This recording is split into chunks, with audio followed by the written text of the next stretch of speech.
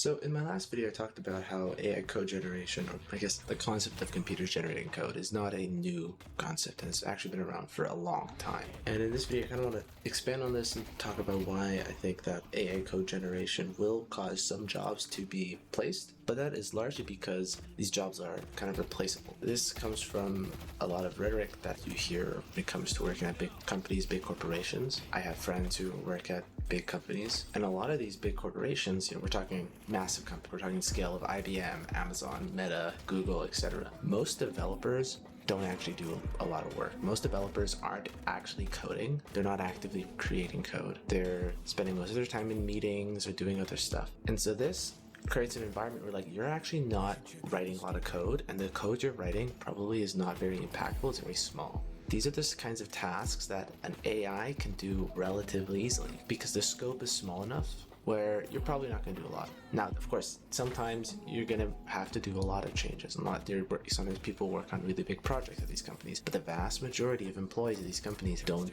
do a lot. The advice has always been, if you want to learn practical skills, you want to improve your skills, working at these companies can slow your growth because you're not going to be developing these skills once you get that job. If you work at sort of smaller, mid to small startups, you're going to be working on very small teams. You're going to be working on, you're going to be wearing a lot of hats. You're going to have to pick up a lot of skills very quickly. This has always been common advice tip that everyone has given out over the last however many years, and I think this still rings true. But now with the age of AI, a lot of these smaller tasks, maybe you spend the last 12 hours in meetings, and then that code you have to write is maybe a few small optimization, a few small for loops. Your code, you could kind of get Claude Code to kind of just do this for you because the scope is small enough, and then so you didn't even write any code. In fact, at some level, half of these meetings could probably be replaced with AI prompts and AI management.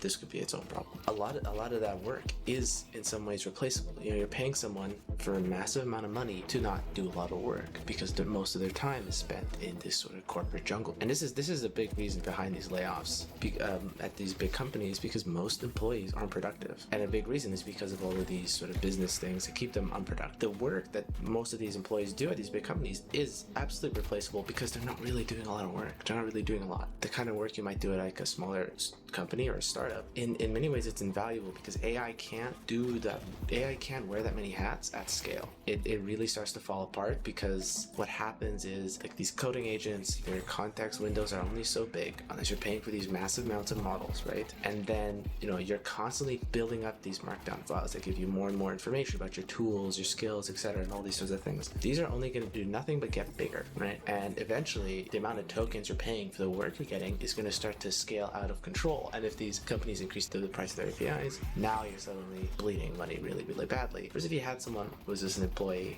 one or two employees who wore multiple hats, you would end up with more reliable code. You'd end up with, you wouldn't have these sorts of scaling problems. You already have consistent, sustainable, stable scaling infrastructure for startups. That's been a thing for a long time. Using these AI code generators at this level is only going to cause more problems down the long run, and we're going to start to see this. So, for any of you afraid that's it's going to be harder to work at these big companies because of AI code, it's just true, but that's also because you're not going to be doing anything.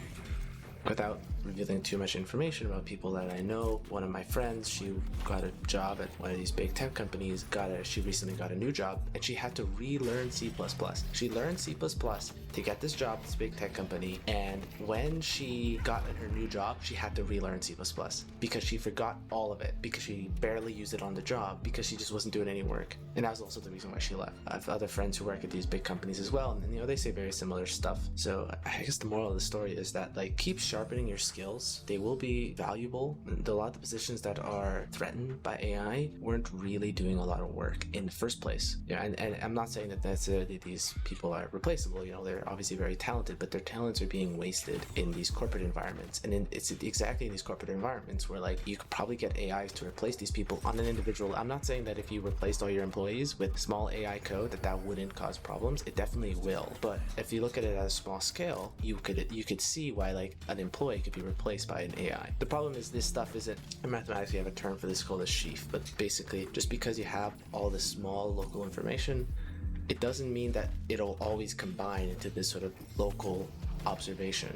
So just because small people individually, one employee could be replaced by AI because they're not doing a lot of work, if you replaced all your employees with AI, now you have a scaling problem. You have a problem with how code interacts and how things are being done independently. And then now these meetings and this sort of thing becomes important to manage how that comes together, but the AIs can't handle meetings. Their context windows aren't big enough.